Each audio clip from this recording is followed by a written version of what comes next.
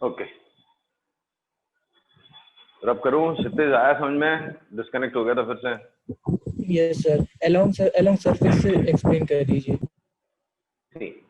मुझे पहले से ही पता है कि ऑब्जेक्ट सरफेस के अलोंग ही चलने वाला है। एक तो क्वेश्चन में भी मैंने मेंशन कर दिया था, और वैसे मुझे दिख रहा है कि ये नीचे सरफेस है तो इधर उधर तो नहीं जाएगा, जो चलेगा वो इधर ही चलेगा। तो मैं शांत दिमाग से F equals to ma along the surface लगा। तो अलोंग सरफेस देखा मैंने। फोर्स का क्या कंपोनेंट है? फोर्स का कंपोनेंट है 150 cos 53 डिग्री, ठीक है। ये 90 न्यूटन, मास कितना 10 kg। तो एक्सेलरेशन इस डायरेक्शन में क्या आएगा? Fx अपॉन m, तो 90 अपॉन 10, 9 मीटर पर सेकेंड। और आप बोलोगे एक्सेलरेशन अलोंग y, मैं बोलूंगा 0। क्यों? वो आपको अगले टॉपिक्स में समझ में आएगा, आने वाले टॉपिक्स में। Okay sir. Okay, yes sir. Now, an object of mass 3 kg is moving with a speed of 10 meter per second, right? A resistive force acting opposite to direction of motion stops it in a distance of 60 meter. Find the resistive force.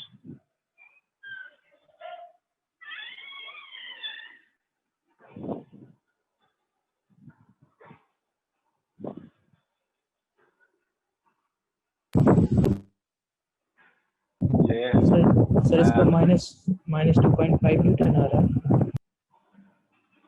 2.5 Newton possible तो है, लेकिन upon 3 तो चलो ठीक है, let's see. सी, ये object था, it was already moving in 10 metre पर सेकेंड। एक ड्रैग फोर्स लग रहा है, रेजिस्टिव फोर्स लग रहा है opposite to the direction of motion. धीरे धीरे धीरे धीरे करके उसको रोक देगा। कहाँ तक? 60 मीटर आगे ले जाके रुकने देता है। So it drags it 6 to 60 metre before it comes to rest, ठीक है। तो भाई F इक्वल्स टू ma तो मुझे पता ही है। एक्सेलरेशन निकाल लेते हैं इस डायरेक्शन में। तो एक्सेलरेशन क्या है? v square minus u square upon 2s। तो final velocity 0 minus initial velocity 100 upon 2 into 60, 120। ये हो गया एक्सेलरेशन। F कितना हो गया? मास इंटू एक्सेलरेशन, तो -5/6 इंटू 3 kg था, 2 correct, -2.5 Newton. So 2.5 Newton drag force is acting on the object. Drag force equal to 2.5 Newton X on the object. Correct? Clear है? Doubt है तो कोई पूछो बाबा, कोई रिप्लाई भी नहीं कर रहा। सर्वेश, आ रहा है समझ में? सर। ओके, मुस्कान, सिंपल क्वेश्चंस कर रहे हैं अभी? यस सर, आ रहा है। Okay, next one. An object of mass 1 kg moving at 30I plus 40J meter per second is subjected to a force of -10J meter per second. Sorry, -10J Newton. Find the equation of path followed by the particle.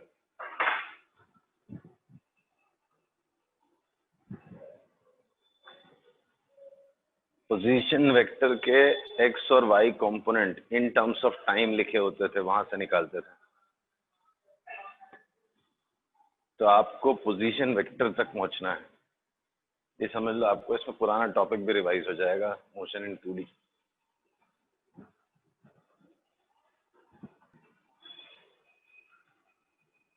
Particle start from zero.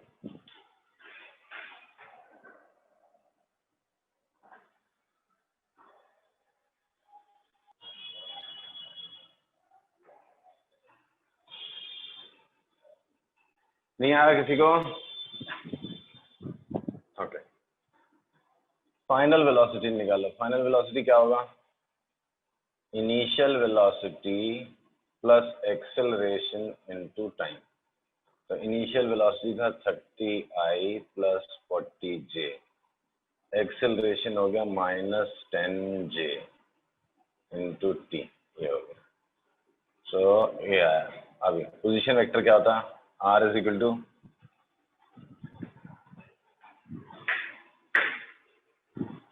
बोलो displacement vector क्या था, delta R vector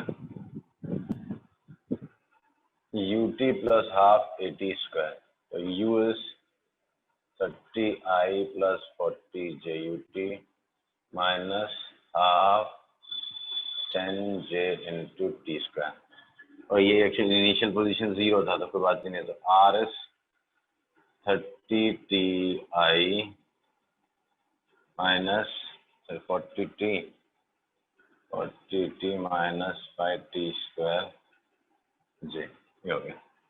तो this is of the form xi plus 5j, तो x coordinate क्या हो गया 30t, y coordinate क्या हो गया 40t माइनस 5t स्क्वायर।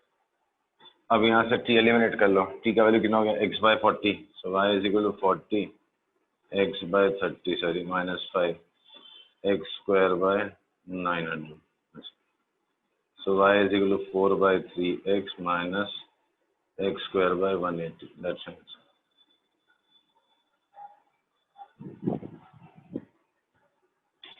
समझा? सर नहीं समझा। ठीक, आपको याद करना होगा पहले कि इक्वेशन ऑफ पाथ कैसे निकालते थे। पहली चीज तो ये देखो 30i प्लस 40j, ऑब्जेक्ट ऐसा जा रहा था, इस पे फोर्स लग रहा नीचे की तरफ माइनस 10j, ऐसा फोर्स लगा, तो नेचुरली वो ऐसे घूमेगा। ठीक है, अब आपको ये सोचना है कि इक्वेशन ऑफ पाथ कैसे निकालते थे। पोजीशन वेक्टर पता होगा तब तो आप इक्वेशन ऑफ पाथ निकालोगे। ठीक है, पोजीशन ऑफ पाथ के लिए आपको डिस्प्लेसमेंट चाहिए। ठीक है, S is equal to UT plus half AT square, ये तो हमने पढ़ रखा है ऑलरेडी। ठीक है, एस मतलब displacement, so final position minus initial, initially origin पे था यूटी, तो 30i plus 40j minus into T plus half into minus 10j, मास 1 kg है तो एक्सेलरेशन भी 10j ही आएगा, 10j इंटू टी स्क्वायर, ये समझा? Yes sir. So R vector 30ti 40tj minus 5t square j, तो j के terms निकाल दिए तो ये आ गया 30ti plus 40t minus 50t square. मतलब x और y कोऑर्डिनेट चेंज हो रहे हैं आपके with respect to time. x coordinate 30t हो गया, y कोऑर्डिनेट आपका 40t माइनस 5t स्क्वायर हो गया। टाइम के हिसाब से आपका x और y कोऑर्डिनेट चेंज होता जा रहा है। x कोऑर्डिनेट 30t से चेंज हो रहा है, y coordinate 40t minus 5t square से चेंज। तो इसको एलिमिनेट करके x और y के बीच में डायरेक्ट रिलेशन लाना, तो t is what x by 30, वो यहाँ सब्स्टिट्यूट कर दिया, कैंसिल होके आंसर आ गया। हाँ सर, याद आ गया। अब अगर आपको याद हो ये क्या था, यही तो प्रोजेक्टाइल मोशन था याद है, 30i प्लस 40j मतलब 50 मीटर पर सेकेंड से 53 डिग्री पे मैंने प्रोजेक्ट किया, और इस पे फोर्स जो लग रहा है, एक्सेलरेशन जो आ रहा है -10 मीटर पर सेकेंड स्क्वायर आ रहा है नीचे की तरफ। तो जो रिजल्टिंग मोशन आएगा प्रोजेक्टाइल, ये कर्व पैराबोलिक होता था याद है, y equals to ax minus bx square, तो वही है। Yes sir. बस लैंग्वेज चेंज कर दीजिए क्वेश्चन की, है क्वेश्चन वही। ठीक है, चलो ये हो गया, रब कर दूं? Yes sir. ना next is momentum of a particle, momentum of a particle is given by p is equal to 337 200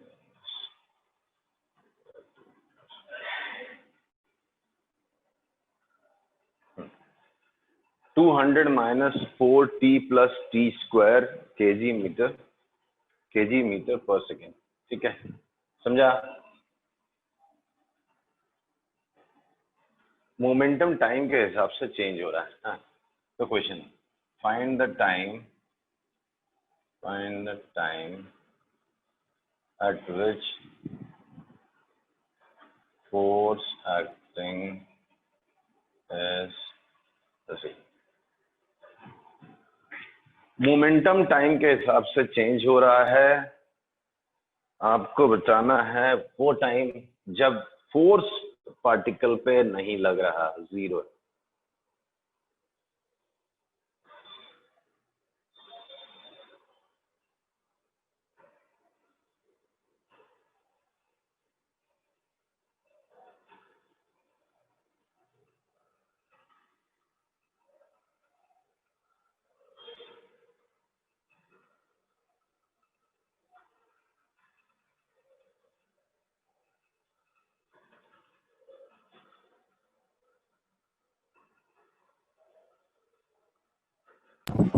Sir, t is equal to 2 seconds.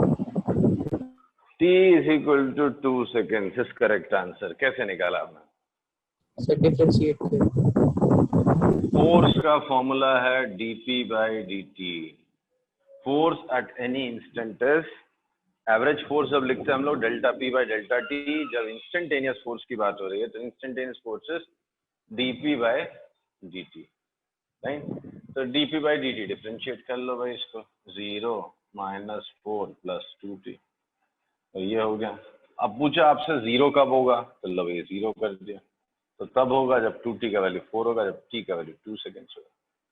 सो जब t का वैल्यू 2 सेकेंड्स होगा तो फोर्स 0 होगा. Is it clear? Yes sir. Good. So t का value 2 seconds. अब देखो, इसी में क्वेश्चन ऐड करता मैं.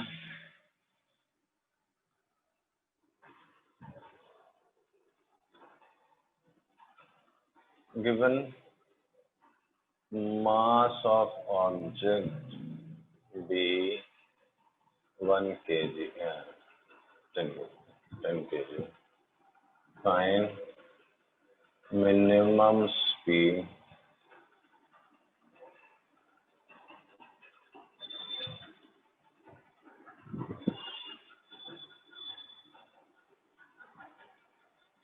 it's not minimum speed attained by object. Minimum speed attained by object.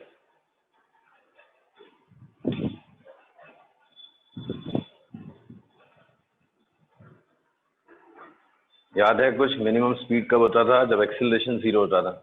Acceleration 0 कब होता था? जब फोर्स 0 होता था. फोर्स 0 कब हुआ? 2 seconds. 2 सेकेंड्स पे. तो बस यही है आपकी कहानी. 2 सेकेंड्स पे आप मोमेंटम निकाल लो, वो मिनिमम स्पीड दे देगा आपको. Speed is minimum at t is equal to 2 seconds. तो p at t equals to 2 seconds कितना हो गया? 196 minus 8 plus 4 minus 196 kg meter per second. So this is mv 196. तो v का वैल्यू कितना हो गया? 19.6 मीटर पर सेकेंड. समझा? तो मिनिमम स्पीड आई 19.6 मीटर पर सेकेंड.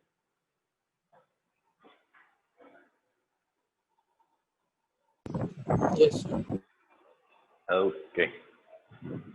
अब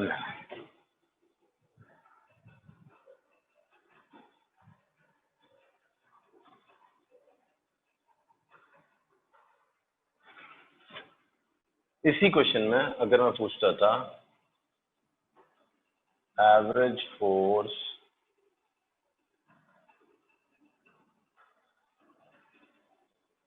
acting between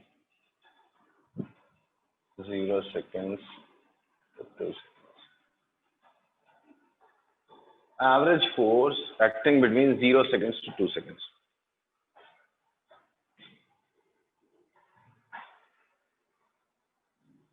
If I ask you average force,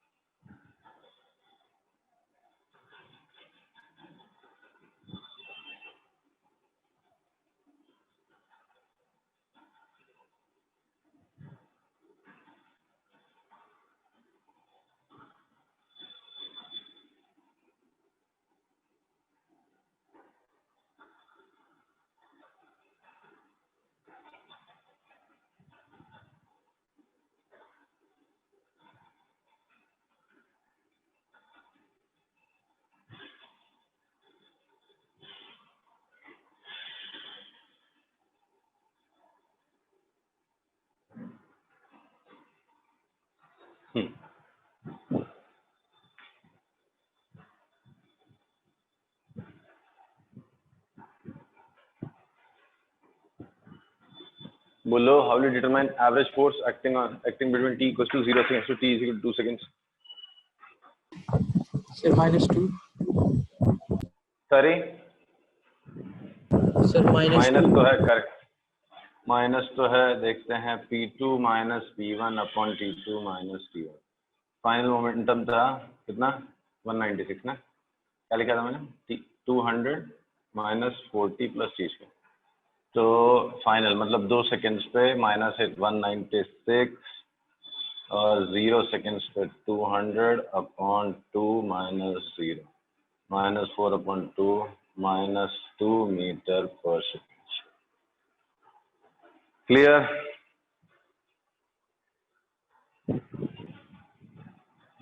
okay, Yes. आज का ये लास्ट क्वेश्चन। ये फोर्स टाइम ग्राफ बना हुआ है, एफटी ग्राफ बना हुआ है। बिगिनिंग में वेलोसिटी 3 मीटर पर second, you have to find the velocity at the end of 8 seconds, mass is 2 kg।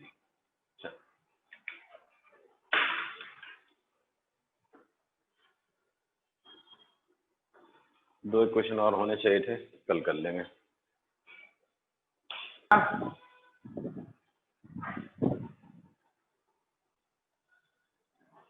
Area under force time graph क्या मिलेगा बताओ, याद है आपको? Area under force time graph क्या मिलने वाला था? Area under any curve is displacement नहीं, एरिया अंडर फोर्स, अरे वो वेलोसिटी टाइम ग्राफ में डिस्प्लेसमेंट मिलता है बेटा, इसमें कहां से मिलेगा? फोर्स टाइम ग्राफ है। एरिया अंडर एनी, तो मैंने बोला वैसे पूछ सकता है। अच्छा अच्छा, मैं बोला in general area under any curve क्या होता है, y क्वांटिटी इनटू इंटरवल इन x क्वांटिटी, ये होता है। अब यहाँ पे y में क्वांटिटी फोर्स है, x में क्वांटिटी टाइम है, तो f इंटू टाइम इंटरवल मिलेगा। फोर्स इंटू टाइम इंटरवल क्या होता है?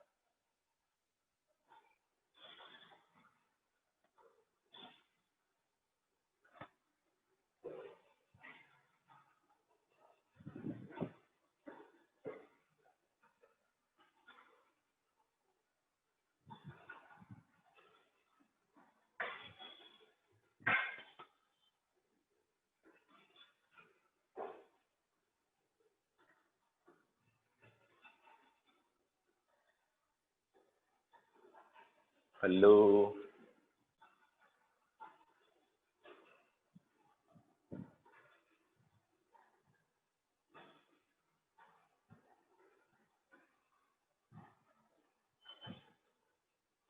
Force into delta T is delta P, change in momentum.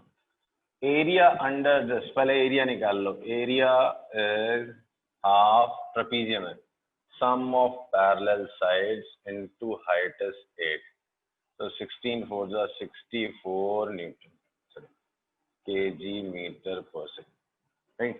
Now this is delta p, delta p is p2 minus p1, so मुझे क्या चाहिए, final velocity, तो m into v2, मास है 2 minus 2 into 3 तो 64, तो 2v2 equals to 70, तो v2 is equal to 35 metre पर second. अच्छा अच्छा,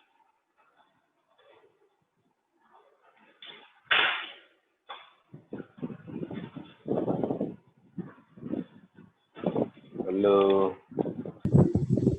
Yes, sir. समझा? Yes, sir.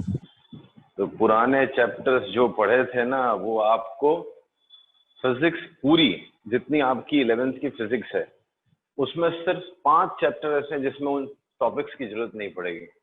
हाँ, थोड़ी बहुत उसमें भी पड़ जाएगी, बाकी जो पहले पढ़े हैं वो बहुत इंपॉर्टेंट चैप्टर है, इसीलिए हमने इतना टाइम देके पढ़ा है।